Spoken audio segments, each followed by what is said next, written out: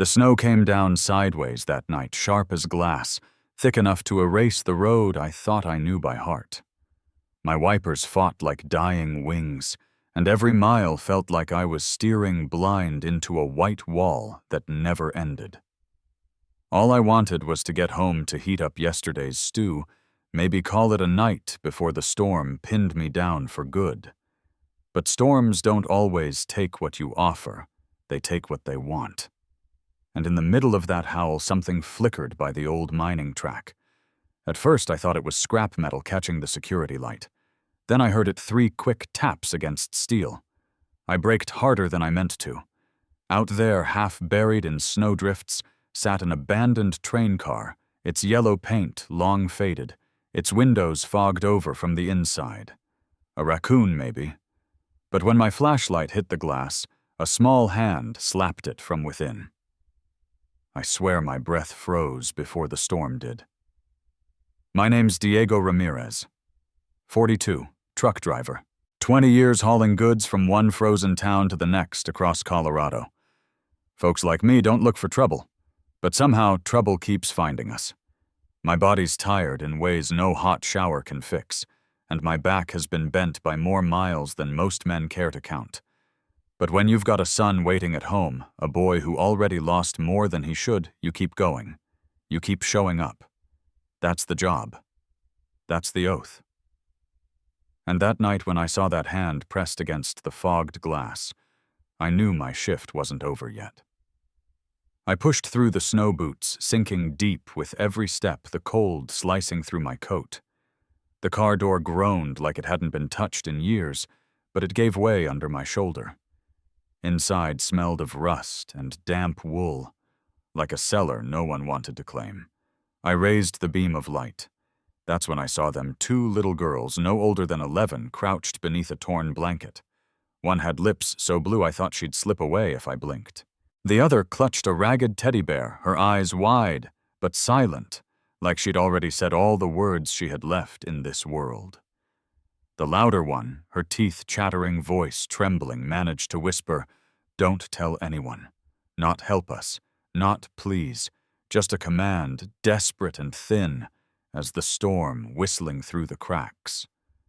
My hand tightened around the flashlight. I'd seen fear before on highways after wrecks in motel rooms where fathers walked out, but nothing like this. Nothing that small, carrying something that heavy. I knelt, pulling off my gloves, feeling the sting of cold on my skin, as I draped my jacket around both of them. The fabric swallowed their shoulders, and for a moment I could almost pretend it was enough. I wanted to ask questions where their parents were, why they were hiding, but I held my tongue. Sometimes silence keeps kids alive longer than words. Instead, I just said, "Let's get you warm first." Their eyes followed me like cornered animals, unsure if the hand reaching toward them was for comfort or capture. I lifted the quieter one, feather light in my arms, her breath shallow against my chest. The other followed small steps, crunching in the snow, never more than a foot away from her sister. Behind us, the storm swallowed the train car whole, like it had never been there at all. That night, I thought I was just trying to beat the blizzard home. Instead, I opened a door I didn't know existed, one that would pull my son and me into a story we weren't ready for, but couldn't walk away from. By the time I carried them through the door, the storm was already clawing at the roof like it wanted in. My cabin isn't much, just a 2-bedroom box of wood and creaking pipes near the timberline. But it's what I've managed after years on the road, after a marriage buried in silence. The kind of place where you can hear every hinge, every floorboard, every ghost. I set the girls down by the stove, coaxed the fire to life with kindling that smoked before it caught. The hiss of sap burning was the only sound for a while, until Sophia. Her name came first, sharp, like she wanted me to know she had one, pulled her sister closer, and whispered, "She's Luna." The other girl nodded once, arms wrapped around that threadbare bear, like it was the last solid thing in her world. The door to the hallway creaked. Mateo stood there, my boy lanky frame in his flannel pajama pants, hair sticking out in directions he never bothered to tame. 14, but his eyes had learned to look older since the night his mother's car didn't make it back. He stared at the girls, then at me, his jaw tight, like I'd just brought home a pair of strays. "Dad," he asked no louder than the pop of the firewood. "They need it out of the cold," I said. My voice carried a weight I didn't bother to soften. Mateo didn't move. His hand clutched the door frame like he was deciding whether to step into the room or bolt back to his own. Sophia's gaze darted to him sharp and measuring like she'd had to size up adults before and didn't much trust the results. Luna's eyes, though big, dark, frightened, landed on my son and stayed there. For a second, the room felt too quiet, the air too heavy. She hugged that bear tighter, and Mateo flinched like the gesture had yanked something out of his own memory. I'd seen that look before, the one he wore at the funeral, when people patted his shoulder and said empty things. A kid frozen between wanting to scream and knowing it wouldn't matter. Now he was staring at a girl who carried that same silence like a burden strapped to her chest. I pulled 2 bowls from the cupboard, filled them with soup that had simmered too long, the smell of onions and old broth filling the air. The steam fogged the girls' faces, and for the first time, Sophia dropped her guard enough to let Luna sip. Mateo shifted closer without being asked, standing just far enough away to keep his armor on, close enough to watch. No one spoke after that. The only rhythm was the clink of spoons and the low hum of the fire. But in that hush, something unspoken passed between my boy and that quiet girl. Not words. Not yet. Just recognition, the kind that says, I know that fear. I've worn it too. And standing there, I realized this night wasn't only about sheltering 2 lost sisters. It was about whether my own son could find his way back from the dark he'd been carrying alone. The fire had settled into a steady crackle, the kind that fills a room more with presence than with sound. The soup was gone, bowls rinsed and left upside down by the sink. I dug through an old trunk in the hallway, pulling out a pair of Mateo's hoodies from years back, faded fabric that still held the faint smell of pine and detergent. Sophia grabbed one quickly, yanking it over her small frame like armor. Luna hesitated until Mateo nudged the other toward her, not saying a word. She slid it on sleeves dangling past her hands and gave him the smallest nod. It wasn't much, but for a kid who'd spent months shutting the world out, that nod hit deeper than any thank you. Still, I could see it. Sophia's eyes darting again and again to the window, her shoulders jerking every time the wind rattled the panes. She wasn't just cold.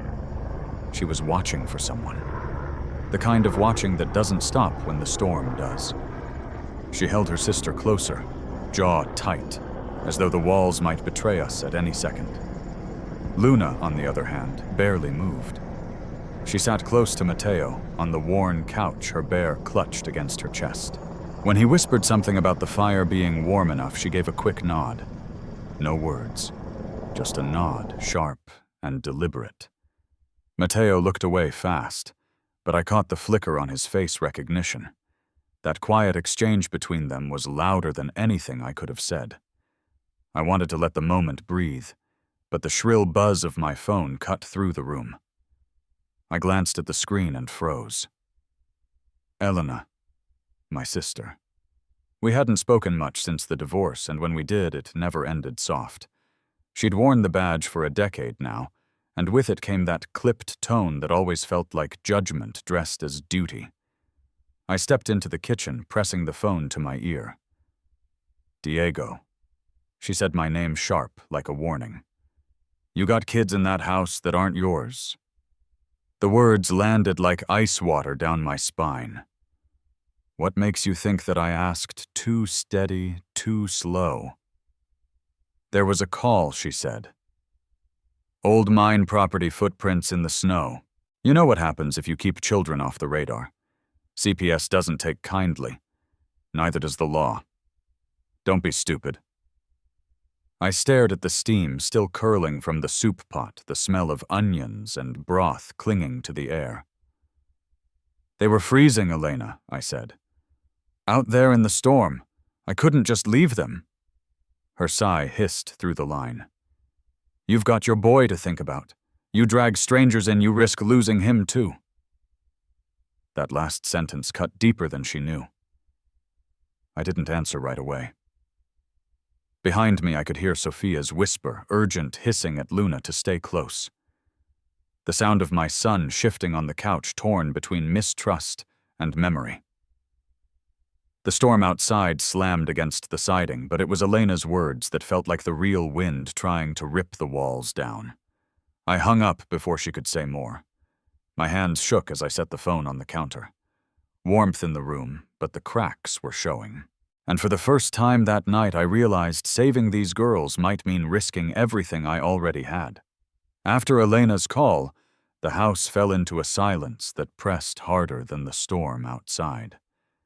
I kept stoking the fire, kept busy with the little things, checking the latch on the window, wiping the counter that didn't need wiping, because sometimes motion is easier than thought.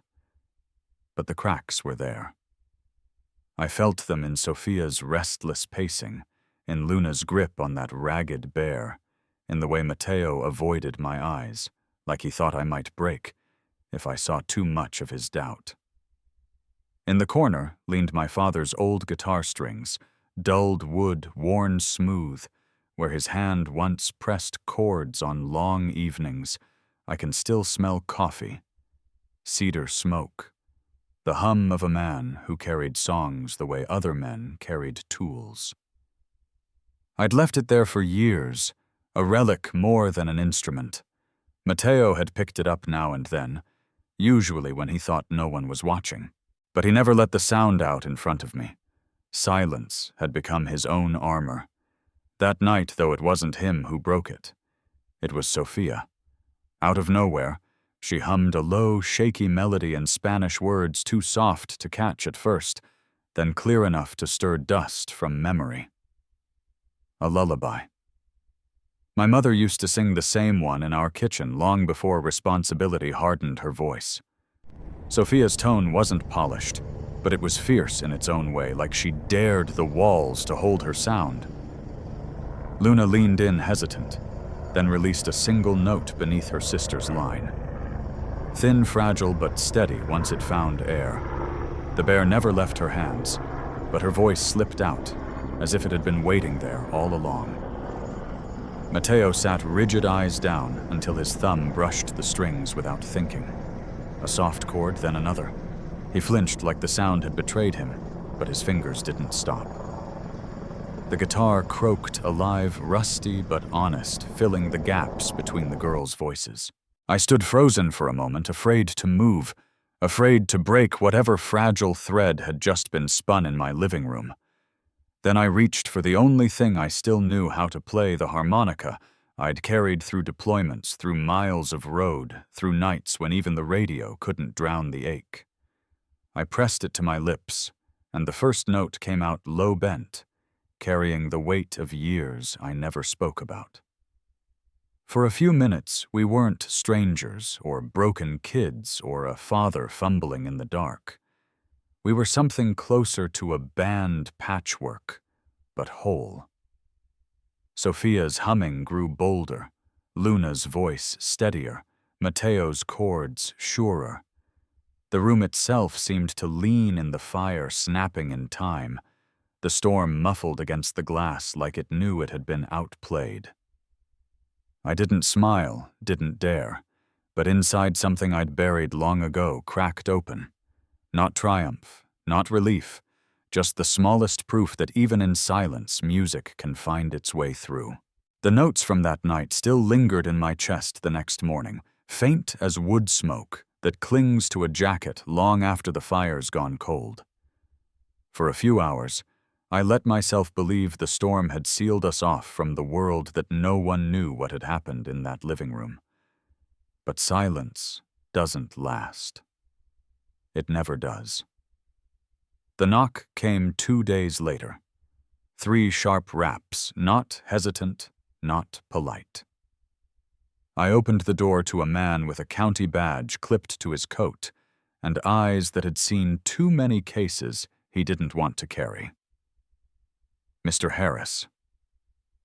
I'd heard his name before. 10 years in social services, the kind of man who measured truth by paperwork and policy. He stepped inside without asking, scanning the room the way a mechanic scans an engine he already expects to fail. The girls froze on the couch. Sophia's chin lifted defiant, but her hands trembled against her knees. Luna shrank so small I thought she'd disappear into Mateo's hoodie. My boy sat stiff beside her guitar, across his lap like a shield, his eyes darting between me and the stranger. 2 girls reported missing from the county's registry, Harris said flatly. Their last guardian filed a complaint. You wouldn't know anything about that, would you, Mr. Ramirez? His tone wasn't cruel, just tired. But tired can still cut. I swallowed hard, feeling the heat of the stove against my back, the way it trapped me between warmth and interrogation. I found them in the storm, I said, my voice low. I wasn't about to leave them there. He jotted something in a folder thick enough to split its seams. Intentions don't erase consequences, he muttered. His eyes flicked toward the girls, then back to me. You're not in trouble yet. But this could turn fast if you don't follow protocol. After he left, the house sagged into silence again. But it wasn't the safe kind we'd had with music. It was the heavy kind, the kind that seeps into the cracks of the floorboards and waits. I busied myself with stacking firewood, pretending my hands weren't shaking. That night, my phone buzzed on the counter. No name, just a number I didn't recognize. The message was short, sharp. Bring them back, or you'll lose more than you think. I stared at it until the screen dimmed. The words didn't need a signature. Threats have a universal handwriting. Later, when I stepped onto the porch for air, Mateo followed. He didn't speak, just stood beside me, shoulders hunched against the cold. Finally, his voice cracked the quiet. There's a car, he said, eyes fixed on the dark road. Been parked down the hill 3 nights now. Same one. I didn't want to worry you. The wind rattled the trees, but I heard the fear under his words clearer than any gust. My boy had kept it to himself, carrying that weight alone, just like he always did. I put a hand on his shoulder, rough and clumsy. You did right telling me, I said. And as I looked out into the dark, the glow of taillights fading just beyond the pines, I realized the storm outside wasn't finished. It had only changed its face. The night Mateo told me about the car, I barely slept. Every crunch of snow outside made me rise from the couch. Every gust of wind against the siding felt like someone circling closer.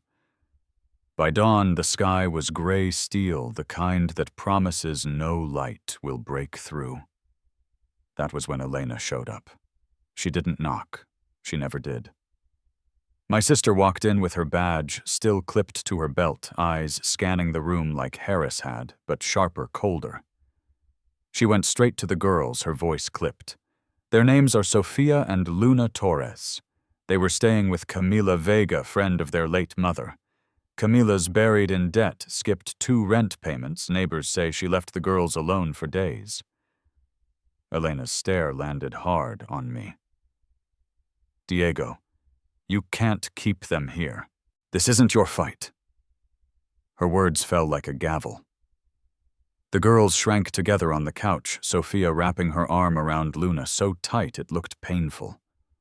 Mateo stood frozen in the doorway, jaw locked.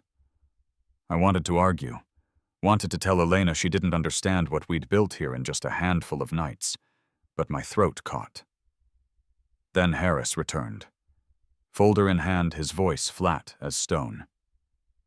They'll be placed in foster care until further notice. It's procedure. Sophia's eyes burned not with tears, but with fury. We don't need another stranger, she snapped, her voice cracking but fierce. Luna whimpered, clutching that bear like it might anchor her to the floor. I looked at Matteo, then hoping for his silent strength, but what I saw cut me deeper than any threat outside.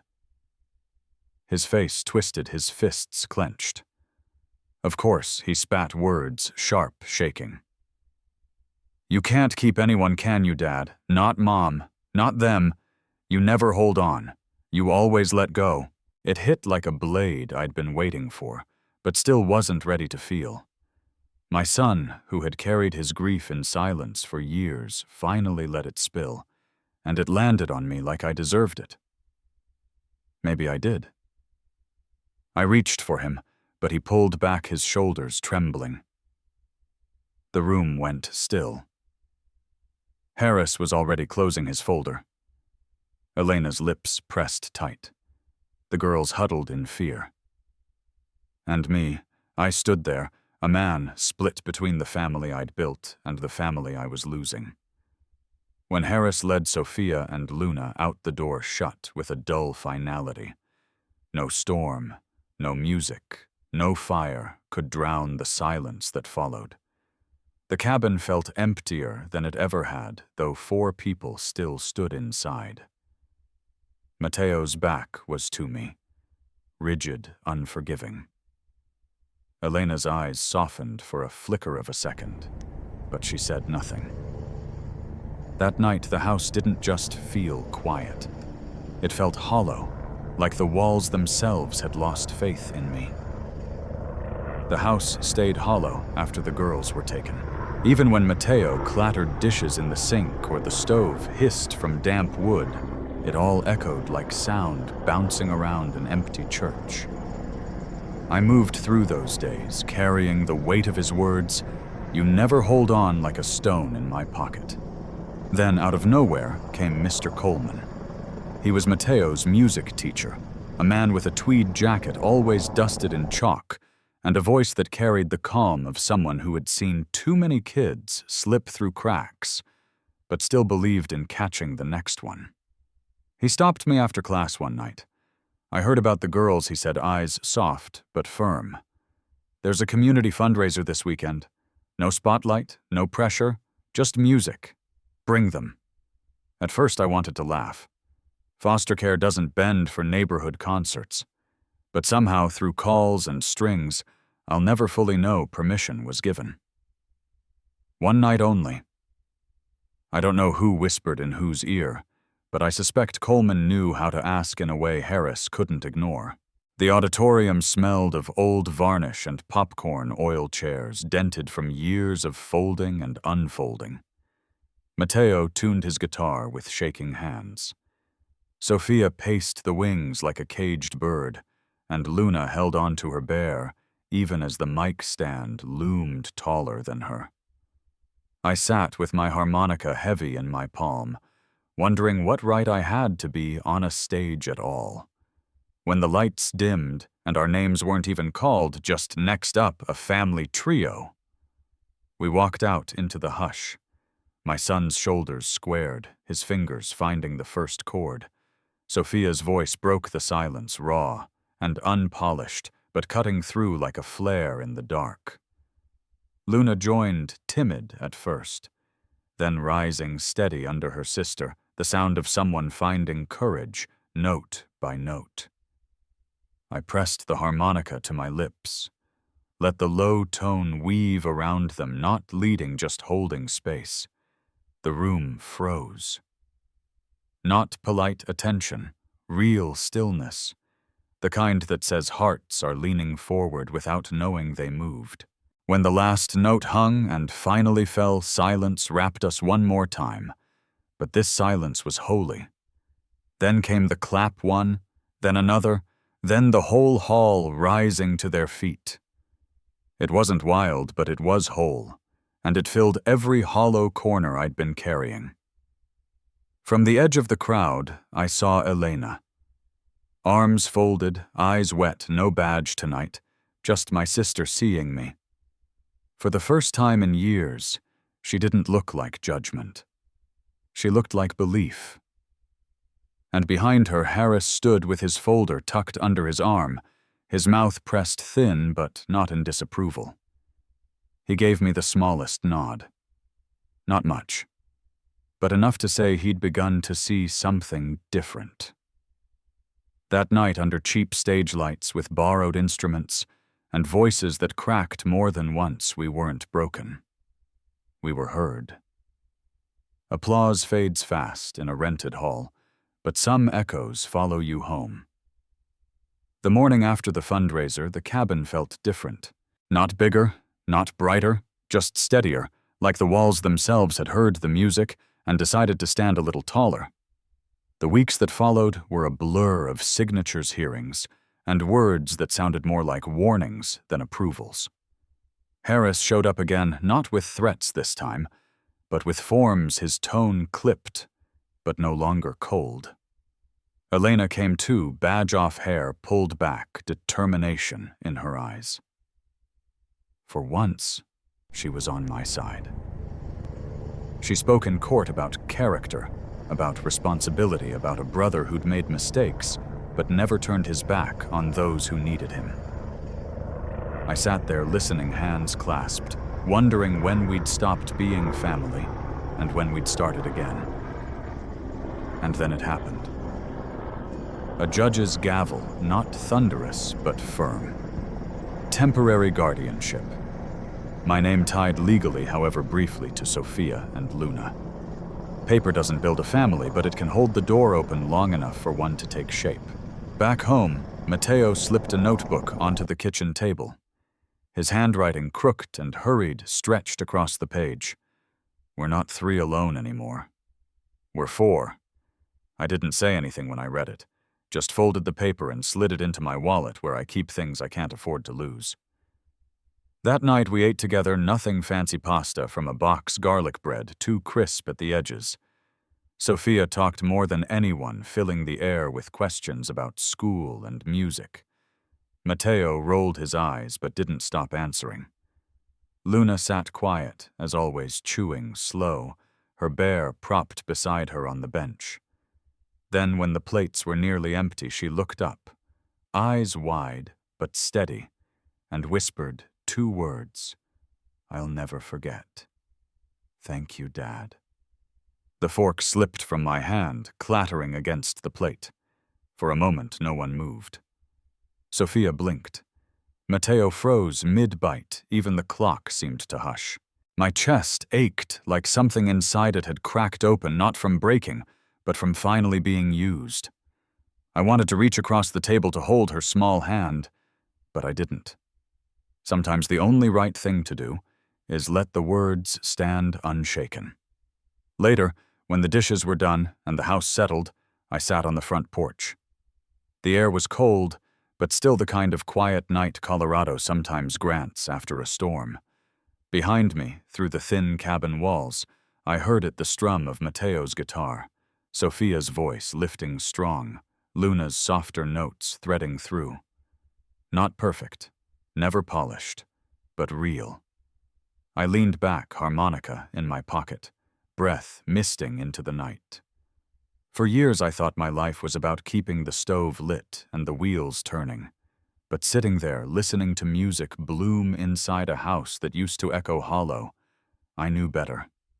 The storm had taken much. But it had also left me a new beginning, fragile, but alive. A family not by law alone, but by choice.